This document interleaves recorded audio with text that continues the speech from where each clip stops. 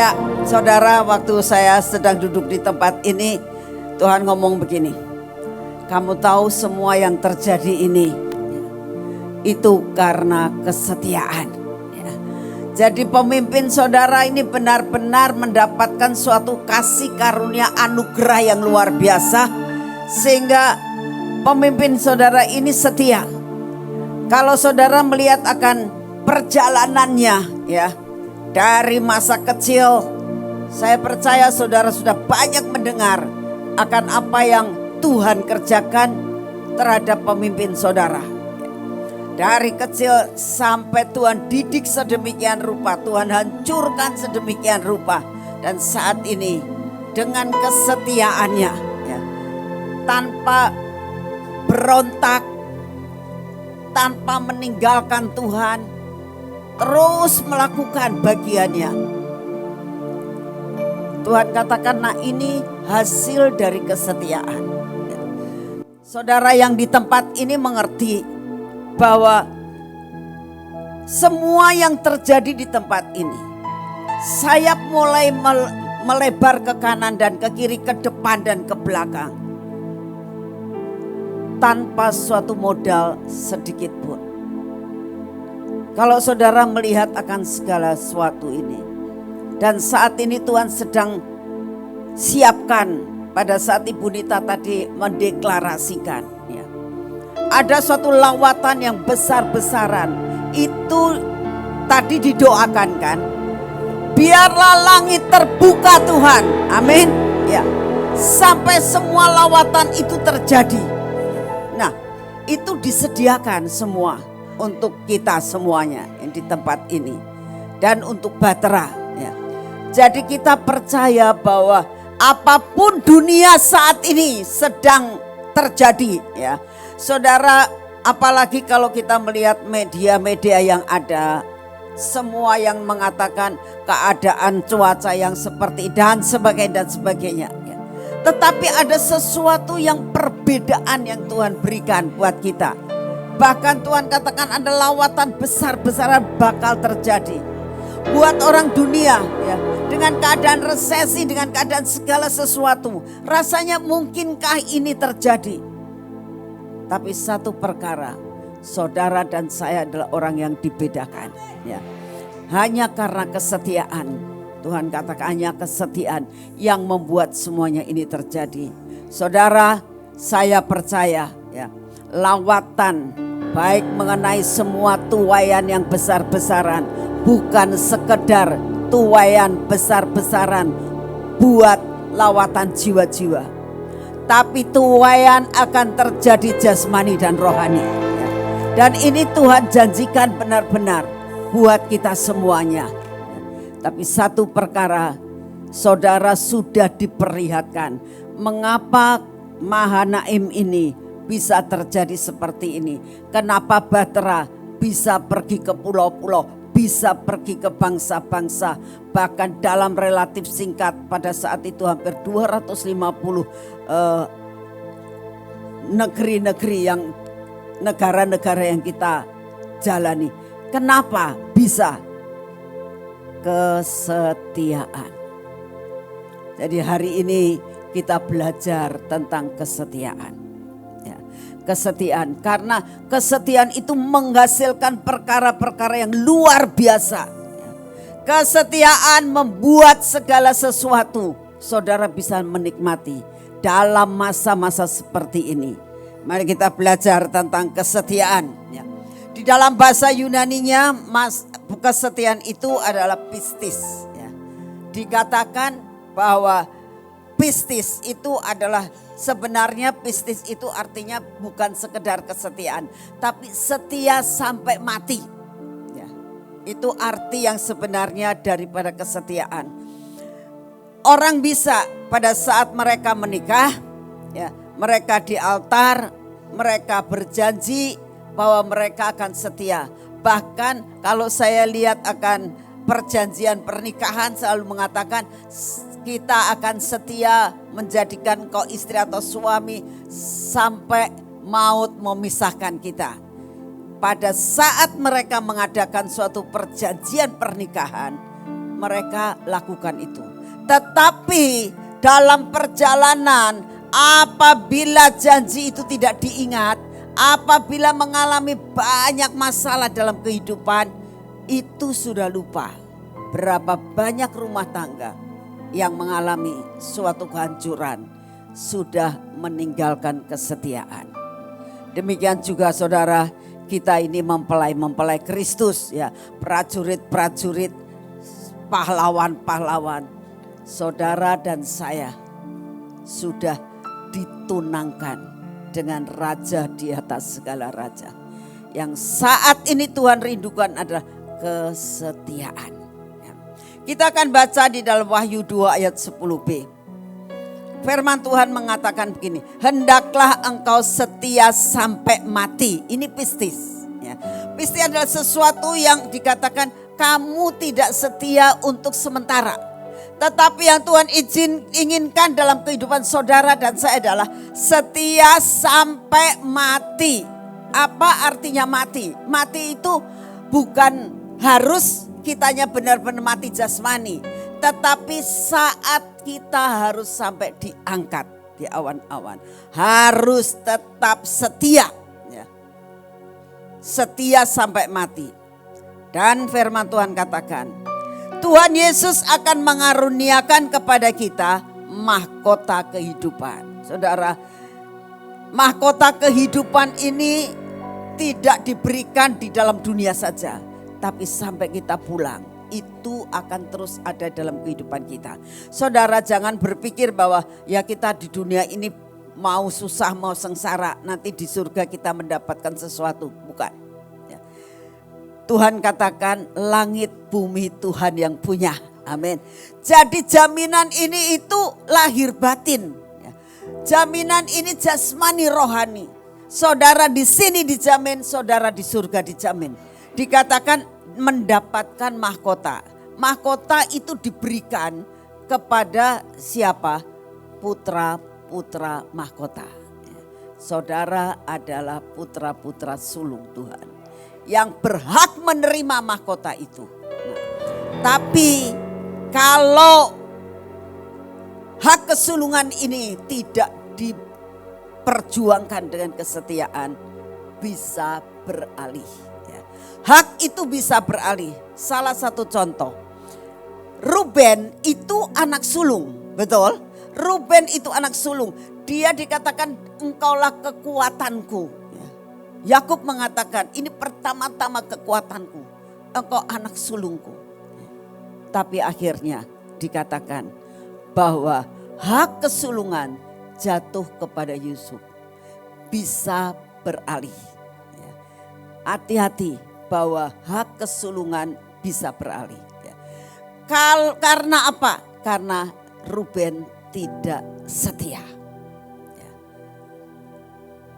Memang kesetiaan itu tidak mudah. Tetapi yang Tuhan inginkan setia sampai mati.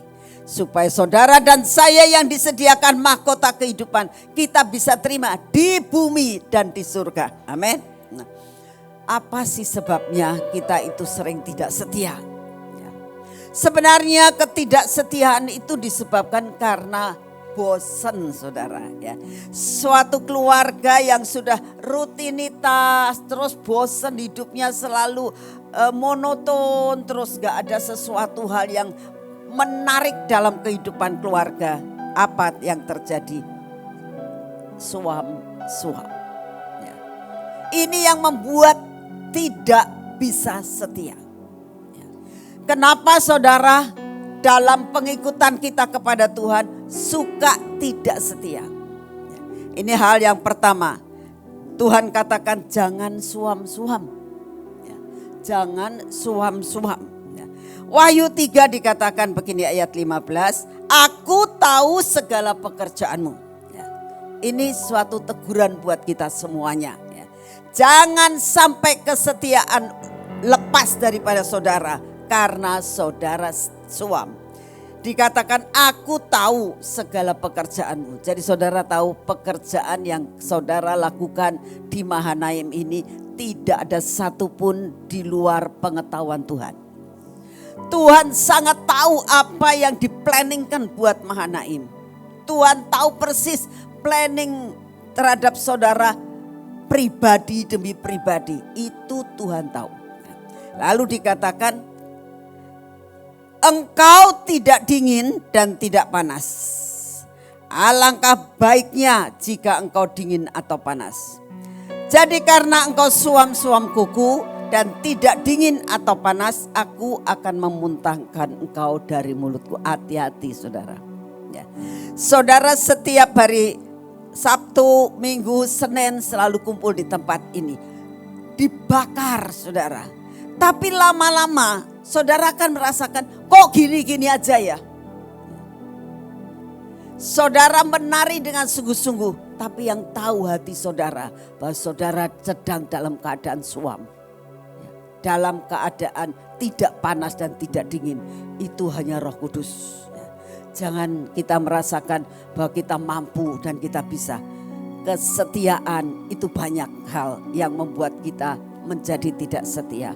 Mungkin saudara mengatakan, aku kalau tidak menari nanti dilihat ibuin kok saya tidak ada. Ya, kalau saya tidak menari nanti Koko Jos sudah mulai cari-cari saya. Kalau saya sudah ditegur sama Koko Jos, waduh rasanya dunia kiamat. Ya, jadi benar-benar jadi akhirnya melakukan karena terpaksa.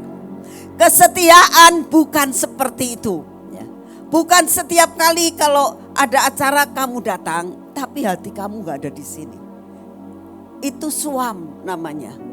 Tuhan tahu persis akan keadaan saudara dan saya. Apa saudara datang ke sini dengan kesetiaan atau saudara datang ke sini karena terpaksa. Saudara, saya banyak mengkonseling orang ya tentang hal kesetiaan ini. Dikatakan, kamu ini masih setia gak sih dalam pelayanan? Masih setia. Saudara, saya mau kasih satu contoh ya. Contoh tentang diri saya sendiri. Saya selalu ngetes hidup saya. Tuhan, setiap pagi 4:30 kalau saya bangun, itu benar karena cinta saya kepadamu karena kesetiaan atau karena rutinitas? Kalau rutinitas itu kita lakukan tidak setia, itu sudah termasuk suam. Saudara harus tahu, begitu saudara itu capek ya, dan terus alarm bunyi ya, saya percaya sampai sekarang saya tidak akan lepas dari alarm. Sebab apa? Itu adalah warning buat kita. Tapi pada masa-masa capek, masa-masa badan rasa kurang sehat, ini sesuatu hal ujian buat kita. Apakah kita itu setia dalam komitmen kita kepada Tuhan? Ataukah kita ngomong, duh kerasannya baru tidur sebentar. Ya. Pernah enggak saudara ngomong begitu? Ya. Kok baru tidur sebentar gitu ya. Lalu kalau badan lagi enggak enak, kita akan katakan, maaf sih Tuhan, nanti tak ganti dah. Tapi janjinya diganti, itu terus nanti dan nanti dan nanti dan nanti. Itu suam. Salah satu tanda kesuaman. Belajar saudara. Kedisiplinan itu penting. Kedisiplinan itu sangat penting. Karena itu akan menilai dalam arti kata kesetiaan. Yang Tuhan rindukan dalam hidup saudara, setia dengan cinta. Banyak sekali yang mengatakan kesetiaan, kedisiplinan karena takut dideportasi ya, takut diberikan hukuman ya. Itu suam, sekalipun kamu datang, tapi itu termasuk suam. Hati-hati, saya bicara dengan para tentara-tentara Kristus. Ya. Saya gak akan bisa bicara dengan orang yang biasa-biasa saja dalam pengikutannya kepada Tuhan. Saya bicara dengan tentara-tentara Kristus. pasukan Tuhan. Orang yang jadi pasukan itu tidak bisa kalau mengatakan tidak siap, sekalipun dalam keadaan apapun juga. Dan Tuhan merindukan saudara harus siap. Amin. Ya, inilah yang dikatakan jangan suam-suam, karena kesuaman akan mengakibatkan salah satu ciri tidak setia. Nah, hal yang kedua, jangan egois. Jangan mementingkan diri sendiri. Engkau tidak akan bisa setia kalau engkau hanya mengatakan ini aku mengasihani diri dan sebagainya. Gak bisa. Salah satu hal kesetiaan itu adalah tidak mementingkan diri sendiri. Apapun juga saudara. Saudara, ini saya mau cerita ya. Setiap kali saya mau pelayanan Batra atau pelayanan kemarin pada saat saya di Bali juga mengalami hal yang sama. Kemarin saya datang. Saya itu sudah begini, sudah memprepare hidup saya kalau mau pelayanan. Jadi saya tidak mau makan pedas, tidak mau makan yang bikin perut saya sakit, karena selalu diserangnya di perut. Malam saya nggak makan apa-apa yang membuat sakit perut. Ya. Tiba-tiba pagi mau berangkat nih. Ya. Pagi saya mau ke PW, kok perut saya sakit. Ya. Nah biasa, langsung diare. Saya ke PW tetap, selesai PW biasa-biasa saja ya. Ke WC lagi. Tapi anehnya Tuhan itu tidak akan membiarkan saya dicobai lebih dari kekuatan saya ya. Saya bilang, Tuhan ini mau ke Jakarta, saya gak mau berhenti-berhenti. Saya bilang gitu, tolong buat jalan sedemikian rupa. Memang sepanjang jalan kira-kira 2,5 jam sampai 3 jam kita gak berhenti. Tapi begitu sampai di hotel, langsung gak bisa ketahan. Ya, udah. Sedangkan sore ada pelayanan, waktu hari Jumat sore. Hari Kamis sore ada pelayanan. Saya bilang, Tuhan tidak akan ada satupun yang bisa mengatakan aku harus mengasihani diri saya sendiri. Tubuhku milik Kristus. Ya. Tetap saya berangkat pelayanan. Ya. Selesai pelayanan, saya tetap tidak berani makan yang macam-macam. Sampai di hotel, langsung diare lagi. Ya. Saya bilang gak apa-apa, wis pokoknya ini saya tetap mau setia. Tidak mau mementingkan diri saya sendiri. Ya. Saya tahu ini tugas yang Tuhan berikan. Terus ada seseorang yang mengatakan kepada saya gini, Bu, itu ibu buka celah enggak? Biasanya kalau ada begitu kan buka celah. Ya saya gak tahu ya. Tapi ini selalu kejadian tuh kalau saya mau pelayanan. Saya bilang, itu apa gak bisa minta sama Tuhan? Prioritas. Ibu kan mempelai, harus ada prioritas ya. Saya gak salahkan orang yang mengatakan begitu. Saya bilang, Rasul Paulus ya kurang apa? Pelayanannya adalah tidak mementingkan diri sendiri, apapun diterjang. Tapi pada waktu Rasul Paulus minta, Tuhan ini duri yang ada dalam tubuhku, tolong dilepaskan. Kok gak dikasih? Contoh yang kedua, Musa itu kurang apa? Gak ada orang seperti Musa, hamba Tuhan ini. Luar biasa bisa ketemu dengan Tuhan, bicara dengan Tuhan. Bahkan satu-satunya nabi yang dikasih 10 perintah Allah cuma Musa. Musa yang melihat, saya kadang-kadang kalau melihat apa yang dialami Musa di gunung. Dikatakan tiba-tiba Allah itu menulis pada loh batu. Saya sampai bilang, Tuhan ajaib ya, bahwa engkau bisa menulis di loh batu. Kurang apa? Tapi ternyata dia minta Tuhan aku pengen masuk. Wis kan apa Tuhan tidak ngampuni? Tuhan sudah mengampuni. Tapi tidak usah nyampe. Nah, minta lagi, tidak usah nyampe. Kurang apa? Tuhan punya kedaulatan. Amin. Jadi kalau saudara menghadapi akan segala sesuatu, percaya yang berdaulat adalah yang memiliki kita. Amin. Jadi saya bilang, yang penting saya tidak akan dicobai lebih daripada kekuatan saya. Tetap saya bisa tidur. Tetap pada saat tidur tengah malam juga nggak akan ke WC lagi. Semua diatur dengan rapi. Saya percaya. Yang penting jangan mementingkan diri sendiri. Yakobus 3 ayat 16. Sebab di mana ada iri hati dan mementingkan diri sendiri, di situ ada kekacauan dan segala macam perbuatan jahat. Di situ ada kekacauan. Perhatikan.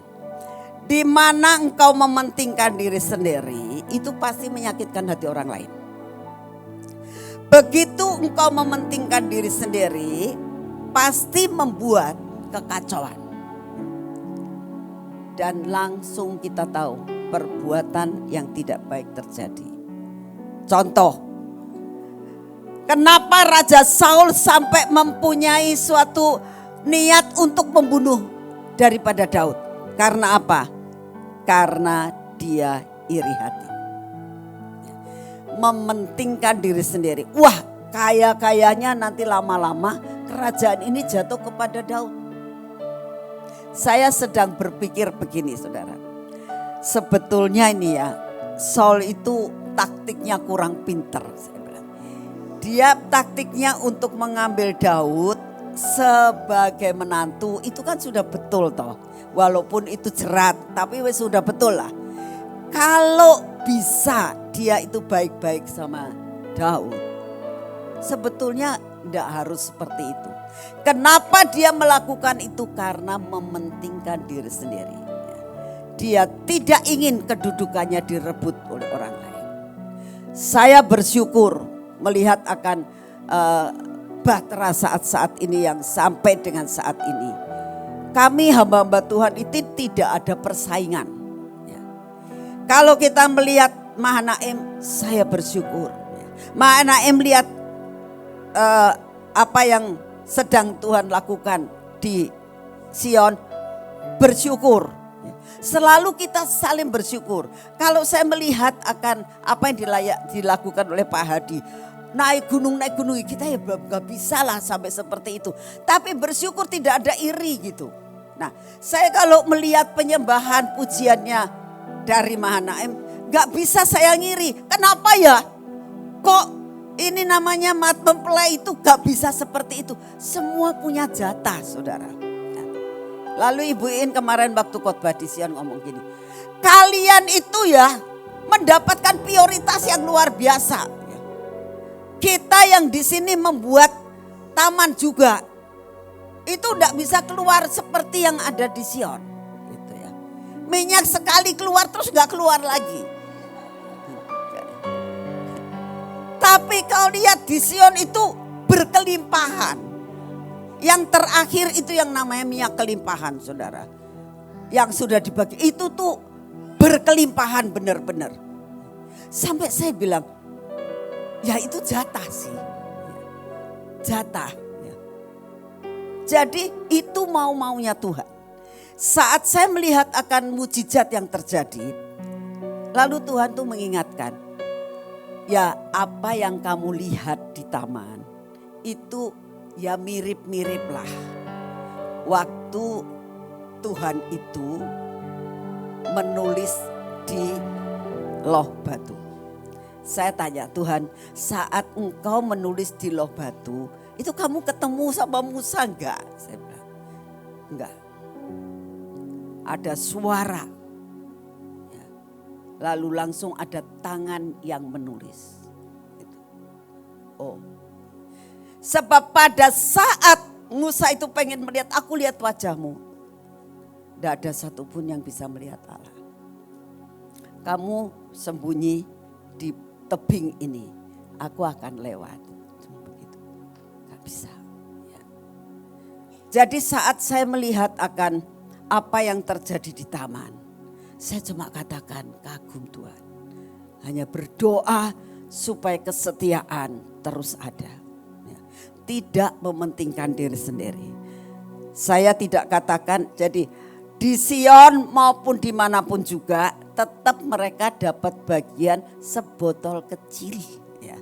Saya bilang tidak ada prioritas kamu di Sion kamu dapat botol gede ya, atau dapat penuh, enggak.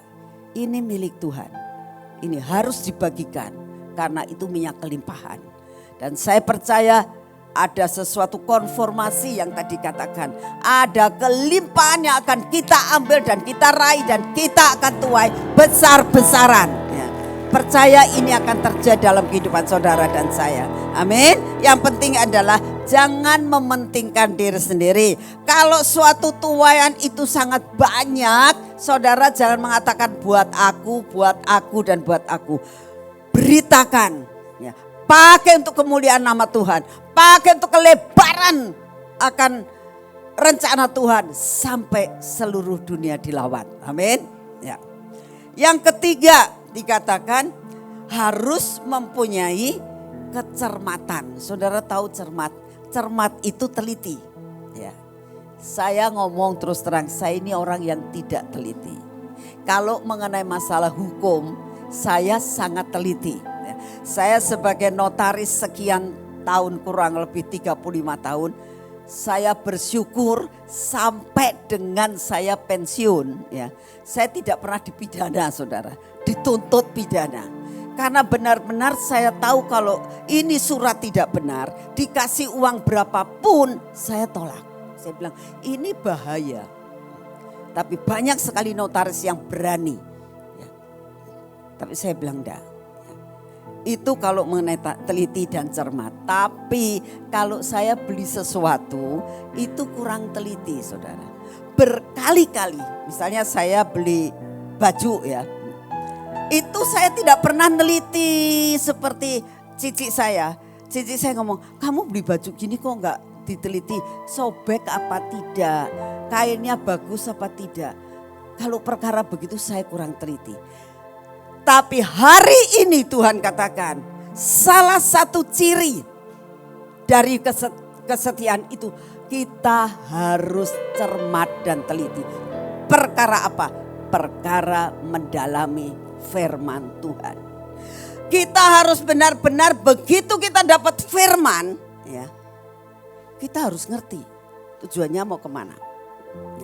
Dan kita harus saling mengingatkan. Saya bersyukur dengan hamba-hamba Tuhan ini. Ya, kemarin ini kita mau kumpul kan, kita mau kumpul di Sion. Ya. Ternyata nggak pas karena memang kita kan namanya juga bukan orang nganggur ya. Jadi setiap orang punya kegiatan sampai nggak bisa. Nah, lalu ditetapkan bulan depan sajalah diadakan di Bandung. Ya. Terus ada yang nanya, jadi kita itu kumpul enggak? Gitu. Saya bilang enggak usah kumpul lah. Ya, namanya kurang cermat dan kurang teliti. Ya. Enggak usah kumpul lah, nanti kumpulnya bulan Juli saja. Tiba-tiba Panglima ngomong, saya ingatkan ya, Tuhan bilang sebulan sekali harus kumpul. Itu merupakan suatu bumerang buat saya dan merupakan suatu pisau yang menancap. Saya bilang iya, kenapa sih perkara firman Tuhan ini aku tidak teliti? Kenapa aku kurang cermat di dalam mendengarkan akan firman Tuhan? Ada yang diingatkan, kamu ingat tidak untuk kumpul dengan semua leader itu harus 4 bulan sekali.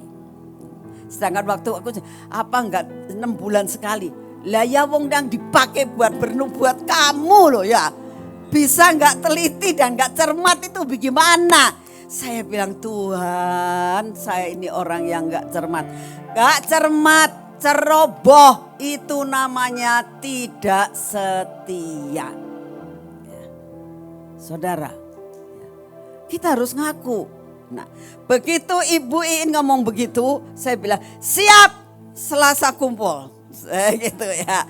Saya bilang, doa saja untuk hamba-hamba Tuhan, siap kumpul. Saya mulai japri, ayo ngerti ya, kita kumpul. Siap, kita semua datang. Puji Tuhan saudara, saling mengingatkan untuk belajar teliti, untuk belajar tidak ceroboh. Itu memang tidak mudah. Makanya perlu yang dikatakan kita saling mengingatkan dan saling menegur. Salah satu hal kalau kita ditegur, kalau kita diperingatkan, yang membuat kita tidak mau mendengar itu karena apa? Terlalu ego, terlalu mementingkan diri sendiri. Lepaskan dirimu supaya kesetiaan ada dalam hidup saudara dan saya. Amin. Ini yang Tuhan inginkan supaya kita itu next level. Hidup di dalam selalu untuk bisa naik level. Caranya bagaimana? Merenungkan firman Tuhan siang dan malam. Saya kurang merenungkan perintah Tuhan siang dan malam. Tapi saya mengucap syukur saudara-saudara saya mengingatkan. Ingat gak kita dapat firman begini? Ingat gak kita harus lakukan ini? Jadi saya merasakan iya Tuhan. Itulah perlunya kita itu hidup bersama-sama. Saling mengingatkan supaya kita cermat dan penuh dengan ketelitian. Ya. Supaya setia. Setia itu perlu diingatkan. Ya. Hal yang keempat dikatakan belajar berjaga dan berdoa. Ya. Matius 26 ayat 41 dikatakan, berjaga-jagalah dan berdoalah supaya kamu jangan jatuh ke dalam pencobaan. Roh memang penurut tetapi daging lemah. Saudara, setiap orang punya kelemahan. Ya. Semua orang punya kelemahan. Kelemahannya apa sih? Terlalu mementingkan diri sendiri. Terlalu pengennya enak. Tapi hari ini kita harus belajar seperti yang tapak tilas daripada pemimpin Anda. Saya kalau lihat Ibu Iin berkesana, berkesini. Saya bilang sampai ngomong, Iin tuh memangnya otote kawat balunge wesi, saya bilang gitu ya. Begitu berkesini, begitu kesini. Apalagi kemarin pada saat pergi ke Sekinah ya. Tengah malam berangkat dari sini. Pagi sampai di Sekinah. Tengah malam pulang lagi. Saya bilang hebat kamu tuh ya. Rasanya gak punya rasa capek. Ya. Soalnya masih ada pelayanan gitu. Dia tidak mau kehilangan kesempatan. Nah yang seperti ini saudara. Harus ada dalam hidup saudara dan saya.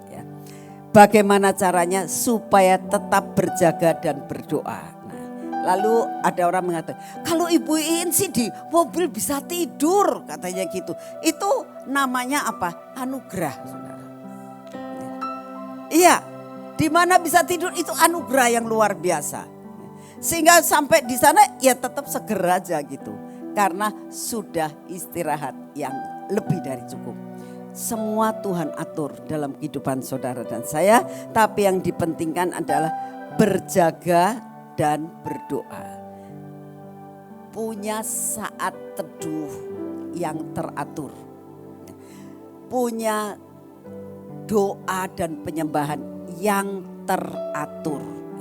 Jangan merasakan wes Sabtu, Minggu, Senin cukup. Enggak. Tiap hari harus mempunyai saat teduh yang benar-benar. Karena itulah yang membuat kita bisa bergairah di dalam kehidupan kita. Amin. Yang kelima, Tuhan merindukan berpikir yang cepat dan tepat dalam meresponi panggilan Tuhan. Artinya saudara, kalau mendapatkan sesuatu firman dari pembacaan Alkitab nih ya, jangan cuma mengejar target. Banyak orang misalnya, kamu pelayanan harus minimal 6 pasal dalam 1 hari ya. Ngejar target. Yang penting pokoknya saya laporan sudah 6 dari pasal ini sampai pasal ini. Ngejar target. Yang tahu siapa? Tuhan, saudara. Pemimpin saudara taunya wah dia setia. Tapi yang menilai kesetiaan itu bukan seorang pemimpin saja. Tapi Roh Kudus yang akan menegur saudara jikalau tidak melakukan hal yang seperti itu. Berpikir cepat, berpikir tepat dalam meresponi panggilan Tuhan. Saudara, saya tadi kalau melihat anak-anak yang menari di sini ya. Ada yang responnya cepat, ada yang responnya melambat. Dengan cara lihat kanan kiri nih, saya ini sudah benar gak duduknya, saya ini sudah benar gak bawa panji-panji maupun senjata. Ya. Belajar untuk benar-benar berpikir cepat, tepat dalam meresponi panggilan. Roma 12 ayat 3 mengatakan gini.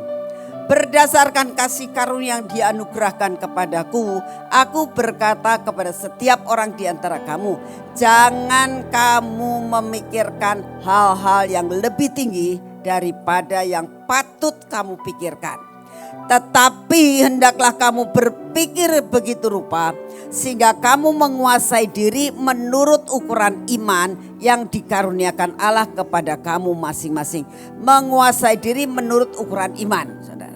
Kalau saudara merasa badannya gendut, ya jangan minta ditaruh di gendong. Ya yang gendong gak kuat saudara. Ya, jadi sesuai dengan ukuran masing-masing. Jadi kita harus belajar benar-benar, kita harus mengikuti akan apa yang Tuhan mau. Sesuai dengan iman masing-masing ya. Bagaimana berpikir cepat dan tepat dalam meresponi panggilan Tuhan. Contohnya adalah Elisa mendengar panggilan Tuhan. Kita baca dalam 1 Raja-Raja 19 ayat 19. Setelah Elia pergi dari sana, ini setelah turun dari gunung ya, Elia turun dari gunung. Ia bertemu dengan Elisa bin Safat yang sedang membajak dengan 12 pasang lembu ya. Saya lagi mikir ini, kok dia bisa tahu kalau itu namanya Elisa? Pasti dipimpin sama Roh Kudus. Atau kemungkinan besar Elisa ini sudah banyak tahu tentang Elia ya. Lalu dikatakan begini, sedang ia sendiri mengemudikan yang ke-12. Ketika Elia lalu dari dekatnya, ia melemparkan jubahnya kepadanya. Ini satu tanda. Yang melemparkan jubahnya itu langsung harus ditangkap. Apa yang saudara terima dari hamba Tuhan yang pas mendapatkan urapan, lalu dikatakan terima, langsung kita harus sambar. Ya. Sebab ini adalah momen yang tepat. Ya. Sehingga kita lihat apa yang dialami oleh Elia dan Elisa. Begitu Elisa melempar jubahnya, apa yang dilakukan? Ayat 20. Lalu Elisa meninggalkan lembu itu dan berlari mengikuti Elia. Ini respon. Tidak pakai, lah saya punya pekerjaan. Elisa bukan orang miskin loh. Orang kalau punya lembu betina satu saja, itu sudah kaya luar biasa. Ini ada 12. Bukan orang sembarangan Elisa itu. Tapi begitu dia tahu, ini momen yang tepat. Ini ada suatu transferan daripada tugas yang baru. Tidak memikirkan yang lain. Inilah yang dinamakan meresponi dengan cepat panggilan Tuhan. Saudara, tadi sudah dikatakan kita harus benar-benar mengerti tuaian, lawatan yang bakal datang kepada kita. Siapkan wadahmu. Ya. Tadi Ibu Nita katakan, Tuhan sudah rindu untuk mencurahkan dari surga, cuman kita wadahnya nggak siap. Ayo responi akan panggilan Tuhan. Belajar seperti Elisa. Apakah Elisa itu wadahnya sudah siap? Belum. Tapi yang penting respon dulu. Itu yang harus dilakukan. Tindakan responsif itu yang harus ada. Nah, sekali lagi saya baca ayat yang ke-20. Lalu Elisa meninggalkan lembu itu dan berlari mengikuti Elia. Lalu katanya, biarkanlah aku mencium ayahku dan ibuku dahulu, lalu aku akan mengikut engkau. Ada prosedur yang dia lakukan, menghormati orang tua. Dilakukan. Baiklah, kata Elia, pulang dahulu, ingat apa yang telah kuperbuat kepadamu. Nah, seringkali ya, kalau kita sudah mendapatkan panggilan, lalu kita kembali ke rumah, itu pikirannya bisa balik. Ya. Tapi diingatkan, ingat apa yang aku sudah beritahukan kepadamu. Nah, harus setia.